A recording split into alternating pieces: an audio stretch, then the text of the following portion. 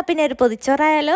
വേഗം വന്നോളൂ. വാഴയില വാട്ടി നല്ല ചൂട് ചോറ് വിളമ്പി. വളരെ കുറച്ച് ചോറ്, അത്ര മതി ഇന്ന്. അത് കഴിഞ്ഞ് കോവയ്ക്ക മെഴുക്ക് വരട്ടി. ഇന്ന് പിന്നെ ആർഭാടങ്ങളൊന്നുമില്ലാത്ത പൊതിച്ചോറ. കോവയ്ക്ക ഫ്രൈ ഉണ്ടായി, അത് ഒത്തിരി എടുത്ത് വെച്ചു. നല്ല ടേസ്റ്റ് ആട്ടോ ഈ കോവയ്ക്ക ഫ്രൈ. ഒന്ന് ക്രഞ്ചി ആവാൻ 2 സവാളയും വെച്ചു. തൊട്ട് കൂട്ടാനൊരു കൂട്ടുകറി വെച്ചു. പിന്നെ ലേശം അച്ചാറ്. സംഭവം കഴിഞ്ഞുട്ടോ. രാവിലെ കിട്ടിയ പൊതിച്ചോറ് ഉച്ചവരെ ഇരുന്നു.